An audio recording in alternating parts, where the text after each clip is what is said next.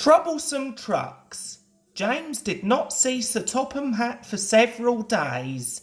They left James alone in the shed and did not even allow him to go out and push coaches and trucks in the yard. Oh dear, he thought sadly. I'll never be allowed out any more. I shall have to stay in this shed for always, and no one will ever see my red coat again. Oh dear, James began to cry. Just then Sir Topham Hatt came along. I see you are sorry, James, he said. I hope now that you will be a better engine. You have given me a lot of trouble. People are laughing at my railway, and I do not like that at all. I am very sorry, sir, said James. I will try hard to behave. That's a good engine, said Sir Topham Hatt kindly. I want you to pull some trucks for me. Run along and find them. So James puffed happily away. Here are your trucks, James, said a little tank engine.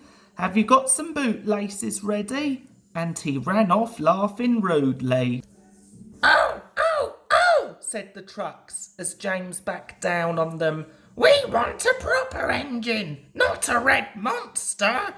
James took no notice and started as soon as the guard was ready. Come along, he puffed. We won't, screamed the trucks. But James didn't care, and he pulled the screeching truck sternly out of the yard. The trucks tried hard to make him give up, but he still kept on. Sometimes their brakes would slip on, and sometimes their axles would run hot.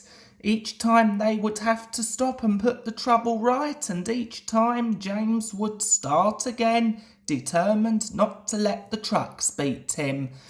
Give up, you can't pull us, you can, called the trucks.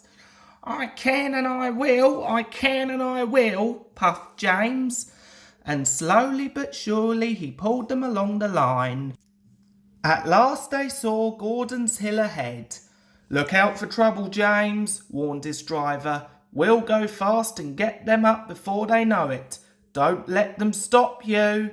So James went faster, and they were soon halfway up the hill. I'm doing it, he panted. But it was hard work. Will the top never come, he thought, when with a sudden jerk it all came easier. I've done it, he puffed triumphantly. Hurrah, he thought, it's easy now. But his driver shut off steam. They've done it again, he said. We've left our tail behind. The last 10 trucks were running backwards down the hill. The coupling had snapped, but the guard was brave. Very carefully and cleverly, he made them stop. Then he got out and walked down the line with his red flag. That's why it was easy, said James as he backed the other trucks carefully down. What silly things trucks are. There might have been an accident. Meanwhile, the guard had stopped Edward, who was pulling 3 coaches. Shall I help you, James? Called Edward. No, thank you, answered James. I'll pull them myself. Good. Don't let them beat you. So James got ready. Then with a peep peep, he was off. I can do it, he puffed. He pulled and puffed as hard as he could. Peep, peep, peep, peep. You're doing well, whistled Edward, as James slowly struggled up the hill, with clouds of smoke and steam pouring from his funnel. I've done it, he panted and disappeared over the top. They reached their station safely. James was resting in the yard when Edward puffed by with a cheerful peep peep. Then walking towards him across the rails, James saw Sir Topham Hatt. Oh dear, what will he say? He asked himself sadly. But Sir Topham Hatt was smiling. I was in Edward's train and saw everything, he said. You've made the most troublesome trucks on the line behave. After that, you deserve to keep your red coat.